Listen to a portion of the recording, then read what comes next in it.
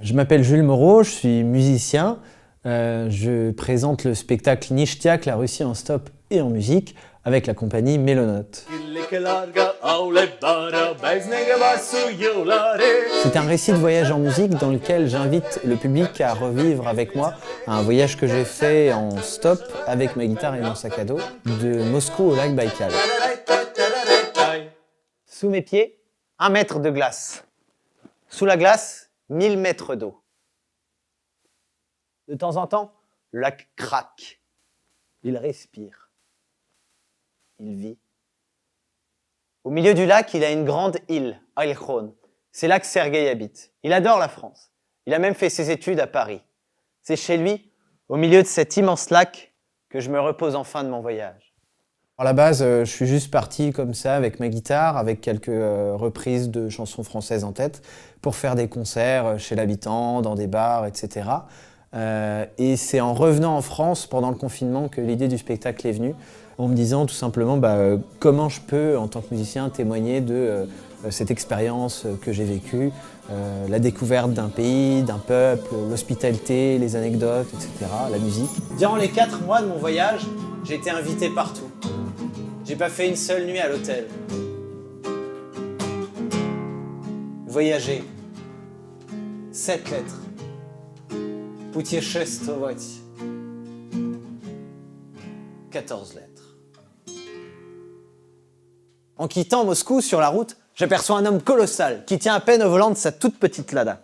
Je monte. On va rencontrer différents personnages comme Anna qui m'a hébergé, Vadim qui m'a également hébergé à Moscou, Genia, un chauffeur, des chauffeurs de bus, des gens qui m'ont pris en stop. Ах ты француз, ну ты даешь! А что, ты на гитаре играешь? На гитаре? Ну давай, сделаем сегодня вечером концерт с тобой, ну давай, будет ништяк! Aujourd'hui, ce spectacle, il n'est pas politique ou militant à la base, mais effectivement, il s'est coloré d'une autre dimension, d'un autre aspect, puisque l'idée, c'est de raconter le peuple russe, de raconter comment on vit en ville, en campagne, loin, en Sibérie, dans l'Oural, etc. Et je pense qu'aujourd'hui, c'est d'autant plus important pour qu'on essaie de voir la Russie d'une autre manière, par son peuple et non pas par ses dirigeants.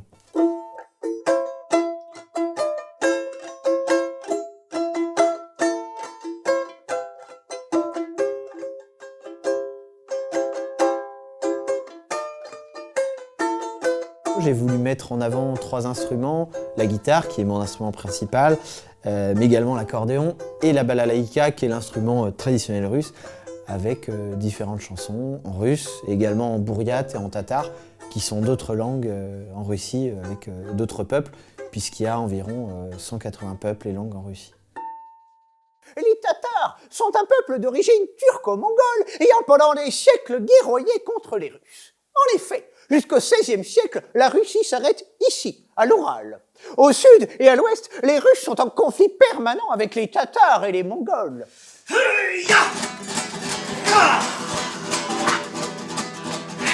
Le front me saisit. Un feu de fraîcheur m'envahit. Je ne sais pas vraiment de quel baptême il s'agit, car je ne me sens pas orthodoxe, non. Je me sens bourriate, je me sens chaman. Je suis un cheval, grisé par les grands espaces.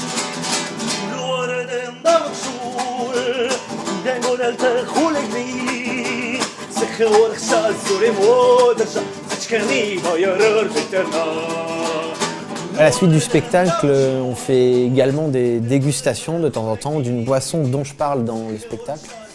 Il y a un album photo qui sert de support avec un échange avec le public après les représentations.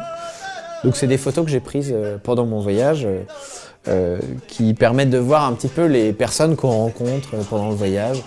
L'idée, c'est vraiment pendant le spectacle de faire appel à l'imaginaire du public, donc il n'y a pas de photos ou de vidéos, c'est vraiment après.